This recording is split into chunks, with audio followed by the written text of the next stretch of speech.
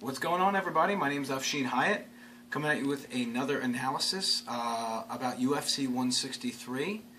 Filming here live from Boe Boxing in beautiful Las Vegas, Nevada. So, this time, we're going to focus on the co-main event of this card. This is Phil Mr. Wonderful Davis versus Lyoto the Dragon Machida. So, a lot can be said about these two competitors. Machida, 34 years old, possibly 35. When is this guy going to slow down? He's the wrestler killer. I mean, he has 5 victories over wrestlers, 3 of them by KO. One was sort of a gift split decision loss for Henderson, in that I don't really see how Henderson got to a split decision, but that's an argument for another day. And he also has 3 KOs. He's coming off a brutal KO victory in his most recent finish over Ryan Bader. And I mean, historically, wrestlers, people who and people who are grapplers as their forte are just not fast enough to get in on this guy. They usually wind up frustrated on the outside. Case in point, Tito Ortiz was frustrated for 3 rounds. End of the first, he got taken down. He's getting nothing accomplished.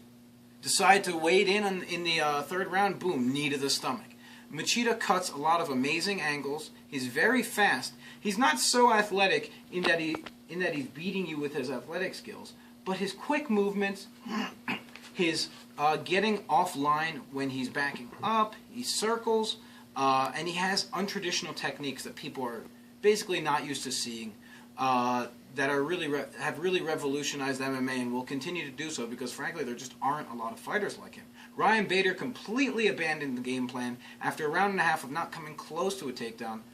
Said, well, you know, I've got KO power, let me run in. Boom, 1 shot with Machida's offhand. His right hand is usually in the front. He stands southpaw. Boom, right hand punch, KO.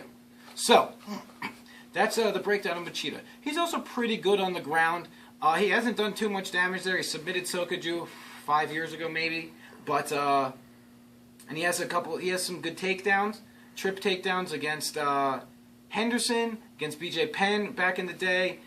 He threw Ortiz to the ground, but and he even tackled Quentin Jackson. He has a strong top game and a decent bottom game, although he's never really had to use it in the past 5 years that he's been in the UFC. Phil Davis.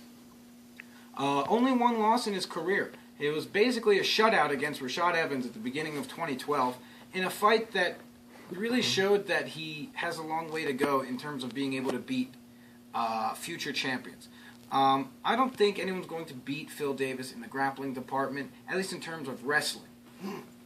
Grappling, he said it the other day, I'm just trying to submit everyone. If a knockout comes, I'll take it, but I'd rather submit you. And the truth is, I don't think that that's a great approach, because honestly, who has he knocked out? He has several decisions.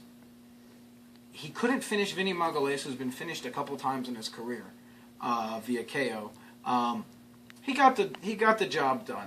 I mean, he pitched a shutout on at least 2 of the judges' cards, if not all of them, and he was never really in danger. Like I said earlier, he was banged up a little bit, but he's a very durable guy.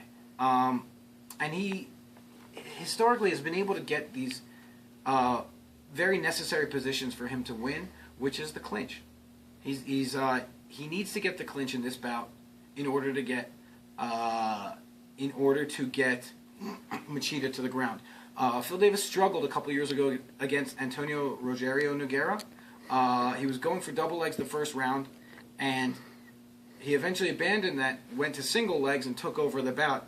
And no one is slower than Nogueira, and even he was able to stop the takedowns. Davis eventually switched a little bit to clinch work, and he has done that against people like Tim Boach. He had a few clinch takedowns against Vinny. I don't know if he can get the clinch against Machida. We might see Davis shooting a lot. The truth is, Machida is probably going to stay on the outside, because by leading with his feet first instead of his head, he allows himself to be able to kick. He establishes range by getting his feet in range first.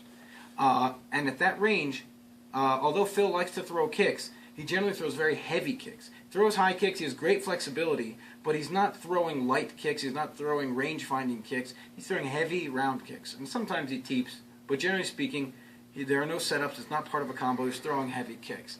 I don't think he can win a kicking battle against Machida. So if Machida has him at range, you're going to have to look for Phil Davis to change the game plan. This could be about where we see Machida finally slowing down, because honestly, if I were Phil Davis, I would try to crowd him. I would try to crowd him and grind away a victory, because history has not shown that Phil Davis is capable of winning this bout in any other way.